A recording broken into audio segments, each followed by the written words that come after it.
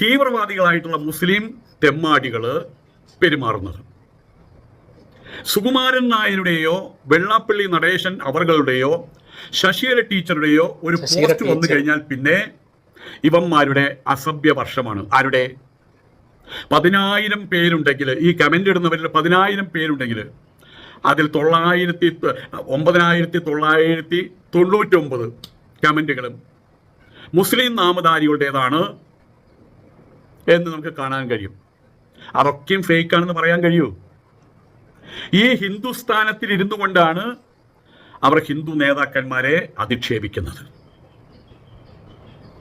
ഒരു സ്ത്രീ രക്തമായിട്ടുള്ള അധ്യാപികയായിട്ടുള്ള ശശികല ടീച്ചറെ അവർ വിളിക്കുന്നത് അത് പിന്നെ അവരെ അമ്മയെ വിളിക്കുന്ന പോലെയുള്ള വാക്കുകളായിരിക്കാം എന്ന് പറഞ്ഞ് സമാധാനിക്കാം. സ്വന്തം ഉമ്മയെ ഞാൻ പറയുന്നില്ല ബാക്കി. അത്തരം ആളുകളാണല്ലോ ഈ ലീഗോളികൾ. കേട്ടില്ലേ? ഇതാണ് ആ സ്വാമി. ഏത് സ്വാമി? യൂത്ത് ലീഗ് പരാതി കൊടുത്ത സ്വാമി. മന്ത്രി PK കുഞ്ഞാലിക്കുട്ടിക്കെതിരെ അശ്ലീല പരാമർശങ്ങളും തെറിവിളികളും, മതസ്പർദ്ധ വളർത്തുന്ന വീഡിയോ പ്രചരിപ്പിച്ച യൂട്യൂബർക്കെതിരെ പരാതി. ഇയാളാണ് അയാൾ. അപ്പൊ ഇയാളെ ഇന്നും തന്നെ തുടങ്ങിയ പരിപാടിയൊന്നല്ല. പക്ഷെ ഇപ്പൊ കുറച്ച് മാറ്റം വരുത്തിയിട്ടുണ്ട് ഇയാളെ തെറിവിളികൾ. ഇപ്പൊ ഇയാൾ തെറി വിളിച്ചുകൊണ്ടിരിക്കുന്നത് മുസ്ലിങ്ങളെ മൊത്തത്തിലാണ്. അതെല്ലാരെയും. അത് AP ഉസ്താദ് എന്നാണ് തുടങ്ങിയതാ. ഇപ്പോ ലാസ്റ്റ് ഇപ്പൊ വിളി കേട്ടത് കുഞ്ഞാലിക്കുട്ടിക്കാ തോന്നുന്നുണ്ട്. എന്തായാലും ഇപ്പൊ ഈ വീഡിയോയിൽ തന്നെ അദ്ദേഹം ലീഗ് ഓളികൾ എന്നാണ് പറഞ്ഞു വെക്കുന്നത്. അപ്പൊ ഇയാളുടെ ആദ്യകാല നിലപാട് എന്തായിരുന്നു? അത് ഇയാളെ വീഡിയോ തന്നെ കേൾപ്പിച്ചു തരാൻ അധിക കാലം പറ്റില്ല. ഇയാൾ ഈ നിലപാടുകൾ ഇങ്ങനെ മാറ്റിക്കൊണ്ടിരിക്കുകയാണ്. ആദ്യം എല്ലാവരും സൂചിപ്പിച്ചു, മുസ്ലിങ്ങളെ മൊത്തത്തിൽ സൂചിപ്പിക്കുന്ന ഒരു ഏർപ്പാടായിരുന്നു. അതുപോലെ തന്നെ RSS വിഭാഗത്തെ പരമാവധി അതിശയിച്ച് സംസാരിക്കുക, RSSനോട് ആരൊക്കെ അടുത്ത് നിൽക്കുന്നു അവരൊക്കെ മോശമായിട്ട് തന്നെ ചിത്രീകരിക്കുക. അങ്ങനെ ഈ ജാമിദയെ തെറി വിളിച്ചിട്ടുണ്ട് ഇദ്ദേഹം. ജാമിദ ഇയാൾക്ക് കണക്കിന് കൊടുത്തിട്ടുണ്ട്. ഇന്ന് സോഷ്യൽ മീഡിയയിലെ വീഡിയോ ഒക്കെ നമുക്ക് കാണാൻ പറ്റും. അങ്ങനെ ഓരോ സാഹചര്യത്തിലും നിലപാട് മാറുന്ന ഒരു വ്യക്തിയാണ് ഇയാൾ. ഇയാൾക്ക് വീട് പോലും മുസ്ലിങ്ങളാത്ര ഉണ്ടായി കൊടുത്തിട്ടുണ്ട്. നോക്കണം നിങ്ങൾ. അങ്ങനെ പോലും മുസ്ലിങ്ങളെ പറ്റിച്ച് ഒപ്പം നിന്നിട്ട് അതാണ് ഇവൻ ചെയ്തത്. ഇപ്പൊ അതാ മൊത്തത്തിൽ എല്ലാവരും ലീഗേരെ വരെ തെറി പറഞ്ഞുകൊണ്ട്, അശ്ലീലതം പറഞ്ഞുകൊണ്ട്, അതുപോലെ തന്നെ മതസ്പർദ്ധ വളർത്തുന്നു. അപ്പൊ അദ്ദേഹത്തെ പറയുന്ന കേട്ടില്ല നമ്മൾ ആ രീതിയിൽ രംഗത്ത് നിന്നുകൊണ്ടിരിക്കണം. ഇയാള് എല്ലാവരും പരസ്പരം തമ്മിലടിപ്പിക്കുന്ന ഒരു ഏർപ്പാടാണ് ചെയ്തുകൊണ്ടിരിക്കുന്നത്. ഇയാളെ നമ്മളൊന്ന് കരുതിയിരിക്കുന്നത് നന്നാവും.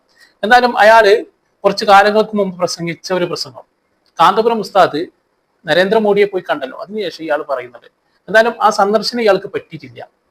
അപ്പൊ അന്ന് ഇയാൾ പറഞ്ഞ വീഡിയോയില് ഇയാൾ ശശികലയെ വിളിക്കുന്നത് എന്താണ്? ഇവിടെ ഇപ്പൊ എന്തേ ശശികലയെ പിന്നെ മുസ്ലിങ്ങൾ അവരുടെ അമ്മയെ അല്ലെ ഉമ്മയെ വിളിക്കുന്നതാകും എന്നൊക്കെ പറഞ്ഞ അതേ വ്യക്തി അന്ന് ശശികലയെ വിളിച്ചത് എന്താന്ന് കേൾക്കണോ? അദ്ദേഹം തന്നെ പറയും. ഇതുപോലെയാണ് വിഷകര വന്നാലും വത്സൻ തില്ലങ്കേരി വന്നാലും അവർക്ക് ബഹുവിധങ്ങളായിട്ട് വിഷയജ്ഞാനമില്ല. സീറോ ഗ്രാവിറ്റിയെ കുറിച്ച് അവർക്ക് വല്ല അറിയൂ? ഓസൺ പാളിയെ കുറിച്ച് അവർക്ക് എന്തെങ്കിലും അറിയൂ? സോഷ്യലിസത്തെ കുറിച്ച് അറിയൂ? ക്യാപിറ്റലിസത്തെ കുറിച്ച് അറിയൂ? അതല്ലെങ്കിൽ മൊസപ്പൊട്ടോമിയ, ബാബിലോണിയ, അല്ലെങ്കിൽ റോക്കറ്ററി വിദ്യ, അതൊന്നും അവർക്ക് അറിയില്ല. എല്ലാം കുറേശ്ശെങ്കിലും അറിഞ്ഞിരിക്കണ്ടേ? അറിയില്ല. ആയതുകൊണ്ട് തന്നെ പിന്നെ അവർ പറയുന്നത് അദ്ദേഹം പറഞ്ഞു വരുന്നത് എന്താ അറിയോ? ഇപ്പൊ ശശികലക്കാവട്ടെ മറ്റുള്ള RSSന്റെ ആളുകളൊക്കെ ആവട്ടെ ഇവർക്ക് യാതൊരു വിവരമില്ല, ഒന്നിനെ കുറിച്ചും വിവരമില്ല. ആകെ ഒരു കാര്യം പറയാൻ അറിയുള്ളൂ, അത് മുസ്ലിങ്ങൾക്കെതിരെ എന്നാണ് മൂപ്പരിവിടെ പറഞ്ഞു വരുന്നത്. അത്തരം കാര്യങ്ങളിൽ ഇവർക്ക് വള്ള തുറക്കാൻ കഴിയുന്നുള്ളൂ വരെ. പക്ഷെ ഇപ്പോ അതുപോലും അവർക്ക് കഴിയാത്തൊരവസ്ഥ വന്നിട്ടുണ്ട് എന്ന് അദ്ദേഹം പറയുന്നുണ്ട്. അത് കേൾക്കട്ടോ. ആഹാരത്തിന് രുചി ഉണ്ടാക്കാൻ കഴിക്കാൻ വേണ്ടി ഇറക്കിയ ഈ കടുമാങ്ങാക്കറി തൊട്ടു നക്കും. ഇതുപോലെ അവർക്ക് തൊട്ടു നക്കാനുള്ള സാധനമാണ് ഇസ്ലാമോഫോബിയ. മുസ്ലിങ്ങളെ കുറ്റം പറയുക, കുരിശു കൃഷിക്കാരെ കുറ്റം പറയുക. ഇപ്പോഴത്തെ സ്ഥിതി എന്താ? ഇത് രണ്ടും കൈവിട്ടു. ആൾക്കാർക്ക് വായ തുറക്കാൻ പറ്റുന്നില്ല. സംഘപരിവാറി സന്യാസിമാർക്ക് വായ തുറക്കാൻ പറ്റുന്നില്ല. കാരണം എന്താണ്? ഇസ്ലാമോഫോബിയ പറയാൻ പറ്റില്ല. കാരണം ഒരുത്തൻ അവിടെ ചെന്ന് സ്റ്റാൻഡ് എത്തിയപ്പോൾ അവർ കാലകത്തിൽ നിന്നു.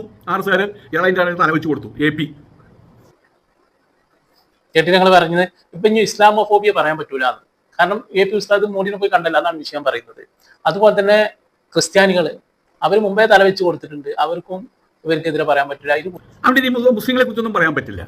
കുരിശു കൃഷിക്കാരെ കുറിച്ച് പറയുന്നത് നേരത്തെ നിർത്തിവെച്ചതാണ്. അവർ നേരത്തെ തന്നെ അടികാലം പിടിച്ചു RSSന്റെ. ഇപ്പോൾ തൊട്ട് നടക്കുന്നത്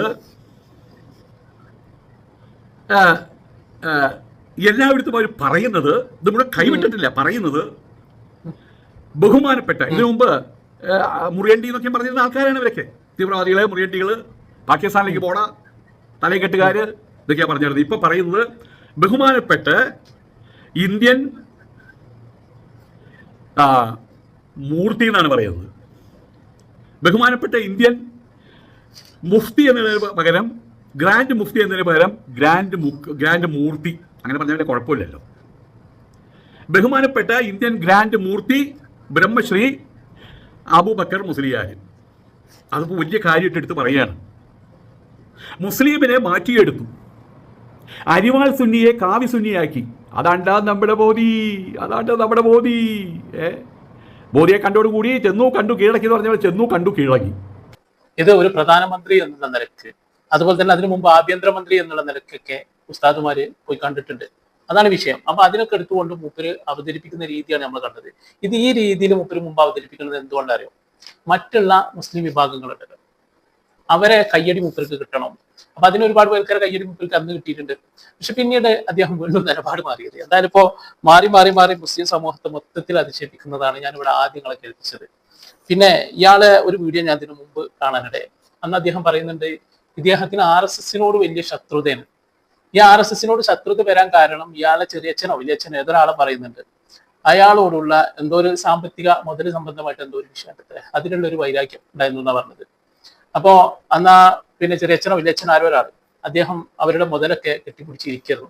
അപ്പൊ അയാൾക്കെതിരെ ഞാൻ സംസാരിച്ചു. അതിനെതിരെ RSS ആൾക്കാരുടെ പേരൊക്കെ പറയുന്നുണ്ട്. അവര് മൂപ്പരെ നല്ലവണ്ണം കൈകാര്യം ചെയ്തു. അയാളെ തല പൊട്ടിയിരുന്നു, എന്തൊക്കെയാ അയാൾ പറഞ്ഞു, തലക്ക് അവിടെ കുഞ്ഞുണ്ടായിരുന്നു. അങ്ങനെ അന്ന് വന്ന RSSനോടുള്ള ഒരു പകയാണ് എനിക്ക്. അതുകൊണ്ടാണ് ഈ RSSനെതിരെ ഞാൻ പറയുന്നു എന്നൊക്കെയാണ് അന്ന് പറഞ്ഞിരുന്നത്. ഇപ്പോ അദ്ദേഹം വെറും RSSന് വേണ്ടി മാത്രം സംസാരിക്കുന്ന രീതിയിലായിട്ടുണ്ട്. എന്തായാലും അന്ന് ആരൊക്കെതിരെയോ മൂപ്പര് പറഞ്ഞത് ഇന്നൊക്കെ ഓല അനുകൂല ആളായിട്ടാണ് സംസാരിച്ചുകൊണ്ടിരിക്കുന്നത്. ഇനി ആദ്യം തന്നെ ഇയാളെ ചില നിലപാടുകളും സംസാരമൊക്കെ കണ്ടപ്പോഴേ ആരിസ് മദനി അടക്കമുള്ള ആളുകൾ തന്നെ അന്ന് തന്നെ പറഞ്ഞിട്ടുണ്ട് ഇയാളെ സൂക്ഷിക്കണം, ഇയാളെ RSSകാരനാണ് എന്നുള്ളത്. അപ്പൊ അതിനെതിരൊക്കെ ഇയാൾ രംഗത്ത് വരെയൊക്കെ ഉണ്ടായി. അപ്പൊ എന്തായാലും ഇപ്പൊ നമുക്ക് വ്യക്തമായിട്ട് മനസ്സിലാവുകയാണ് ഈ കള്ളസ്വാമി തനി ഫസാദാണെന്നുള്ളത്. ഇയാൾ തോന്നുന്നത് ഇയാളൊരു നിലപാട്, ഇയാൾ പരസ്പരം എല്ലാവരെ കൊണ്ടും തല്ലുപിടിപ്പിക്കുക. ഞാൻ ആദ്യം ഇയാൾ സ്ത്രീകളെ പുകഴ്ത്തി പറഞ്ഞു, ഇപ്പോ പിന്നെ എന്ത് ചെയ്യുന്നത് RSS നേതൃത്വത്തെ പുകഴ്ത്തിക്കൊണ്ടിരിക്കുകയാണ്. അപ്പോ അങ്ങനെ ഓരോ നിലപാടാണ് ഇദ്ദേഹത്തിന് കേട്ടോ. എന്തായാലും നമ്മൾ ഇത്തരക്കാരെയാണ് നമ്മൾ ഏറ്റവും കൂടുതൽ വളർത്തിയിരിക്കേണ്ടത്.